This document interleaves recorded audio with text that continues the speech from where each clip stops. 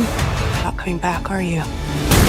We gotta change the course of... What if everything you believed about the ending is completely wrong? What if the battle we've been building toward isn't the real danger at all, and the biggest twist is something no one is ready for? Because Episode 9 of Outlander Season 8 isn't just intense, it changes everything. The story no longer feels like it's building toward a simple ending. It feels like it's closing and tightening from every direction.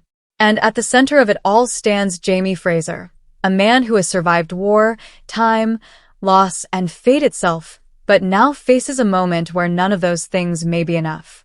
Episode 9 begins with tension already at its peak. The preparations for the Battle of King's Mountain are no longer just background noise. They feel immediate, urgent. Every conversation carries weight. Every silence feels heavier than before. You can sense that something irreversible is about to happen. Jaime is pulled in two directions, and neither choice comes without consequences.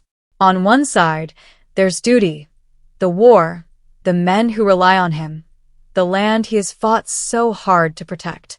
On the other side, there's something far more personal. Lord John Grey. The kidnapping of Lord John isn't just a plot point. It hits deeper than that. This is someone who has stood by Jaime in ways few others have. Loyalty like that doesn't come often in this world, and losing him now, it's not something Jaime can ignore. But here's the problem, choosing to save him could cost everything else. And this is where the emotional weight of the episode really starts to build. William enters this situation, carrying his own storm of emotions. His anger hasn't fully disappeared, it's just quieter now, more controlled, but still there. The difference is, for the first time, you can feel a shift. He's starting to see things differently. Not completely, but enough to hesitate. That hesitation matters.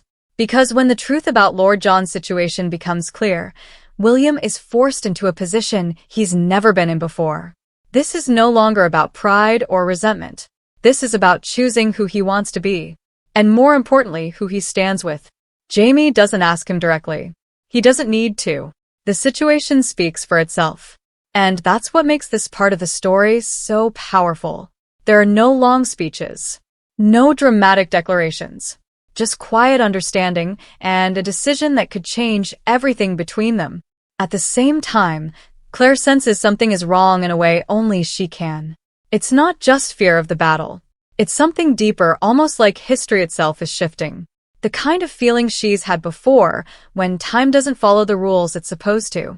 This connects to something the episode subtly builds on, the idea that events we thought were fixed might not be. The moment with Mr. Whittaker earlier in the story wasn't random. It planted a question. If something once thought impossible has already happened, then what else can change? And that question hangs over everything. Because if fate can be altered, then Jaime's future isn't certain anymore. But uncertainty doesn't bring comfort. It brings risk. As the episode moves forward, we begin to see the first real signs of a rescue taking shape. It's not rushed. It's not reckless. It's careful, calculated, and quietly desperate. Jaime knows time is limited. Every second matters. But rushing in blindly could mean losing more than just Lord John. And yet, waiting isn't an option either. This is where Episode 9 starts to feel different from anything before it. It's not just about what will happen, it's about what could happen. Every possibility feels real, and none of them feel safe. Meanwhile, small details begin to hint at something bigger coming. Conversations that seem simple at first carry hidden meaning. Looks between characters say more than words. It feels like the story is preparing for something far beyond just a battle. Something final. And just when it seems like the focus is entirely on the rescue and the war, another layer quietly enters the story. Time. Not as a concept, but as a force. Because the clues are there. The gemstone. The strange sense of things not aligning. The feeling that different timelines might be closer than they appear. And if that's true, then Episode 9 isn't just leading to a battle. It's leading to a collision. One where past, present, and future may not stay separate anymore. And if that happens, then the ending we expect might not be the one we get. As the episode moves forward, the tension doesn't release, it sharpens. The plan to rescue Lord John Grey begins to take form, but nothing about it feels certain. Every step forward carries risk, and there's a quiet understanding between the characters that this mission could easily turn into something much worse. Jaime leads with experience, but even he knows the situation is different. This isn't just about strategy or survival. This is personal. And when things become personal in a world like this, mistakes happen. William stays close, but his presence adds another layer of complexity. He's no longer just reacting. He's observing, thinking, measuring every decision Jaime makes. You can feel the shift in him growing stronger. There's still conflict inside him, but now it's mixed with something new: respect. Not fully accepted, not openly spoken, but it's there. And that changes the dynamic between them in a subtle but powerful way. For the first time, they're not standing on opposite sides of a truth. They're standing in the same moment, facing the same danger. Meanwhile, Lord John Grey's situation becomes even more intense. His capture isn't just about being held prisoner. It's psychological. There's betrayal behind it, and that betrayal cuts deeper than any physical threat. The man he trusted turned against him, and that kind of wound doesn't fade quickly. But Lord John isn't weak. Even in captivity, there's a sense of control in him. He observes, waits, and understands more than his captors might expect. And that quiet strength becomes important because it suggests something crucial. He's not just waiting to be saved. He's waiting for the right moment. Back with Claire, the unease she felt earlier begins to grow stronger. It's no longer just intuition. It's almost like a warning. The world around her feels slightly off, like something invisible is shifting just beneath the surface. And then the idea of time travel returns to the center of the story. Not loudly, not dramatically, but through small, meaningful details. The gemstone that Fanny discovered becomes impossible to ignore. The buzzing, the reaction, all signs point to one thing. She isn't just connected to this world. She's connected to something beyond it. Claire understands what that means immediately, and that realization brings both hope and fear. Because time travel in Outlander has never been simple. It doesn't follow clear rules. It doesn't guarantee safety. And most importantly, it doesn't always take you where you want to go. Fanny's situation introduces a new kind of uncertainty. She's inexperienced, emotional, and driven by something very powerful: the desire to see her mother again. That kind of motivation can push someone to take risks they don't fully understand. Claire knows this. And that's why she's faced with another difficult choice. Does she guide Fanny, or does she try to stop her? Because helping her means opening a door that can't easily be closed. But stopping her might not even be possible. At the same time, another theory begins to take shape, one that connects everything in a way that feels almost too perfect to ignore. The possibility that different timelines are starting to overlap. This is where the mention of Outlander, blood of my blood, becomes more than just a connection. It starts to feel like part of the same story. Not separate, not distant, but linked in a way that could change how everything fits together. If characters from different timelines begin to cross paths, then the story isn't just moving forward anymore. It's expanding. And that changes the stakes completely. Because now, the outcome of this episode doesn't just affect one group of characters. It could affect multiple timelines at once. As the rescue mission gets closer to execution, the pacing tightens. There's less room for hesitation. Decisions are made faster, and the consequences feel heavier. Jaime knows this could be the last chance to save Lord John. But what he doesn't know is how much this decision will cost him. Because all signs begin pointing towards something unavoidable. The battle. No matter what happens with the rescue, the Battle of King's Mountain is coming. And history tells us it won't be easy. But here's where the tension reaches another level. What if history doesn't play out the way it's supposed to? That question lingers as the episode builds toward its most critical moments. Because we've already seen signs that the timeline isn't as fixed as it once seemed. And if that's true, then Jaime's fate isn't sealed. But neither is his survival guaranteed. This creates a feeling that's hard to ignore. A sense that the story is preparing to take a risk. A big one. Because bringing Jaime to the edge of death isn't new. But what happens next could be. By the time episode 9 reaches its final stretch, everything starts to feel like it's moving toward a breaking point.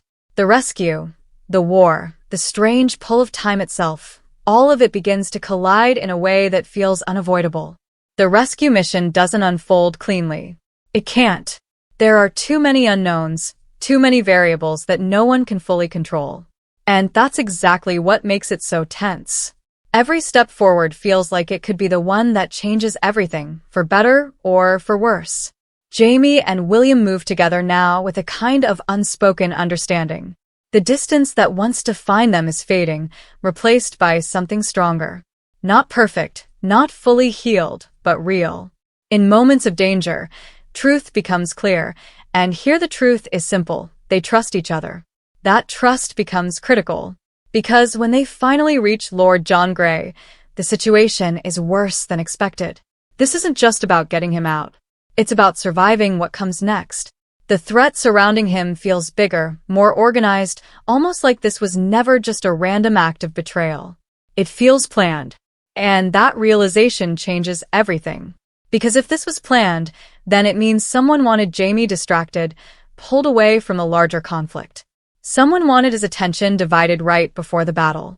And that leads to a dangerous possibility.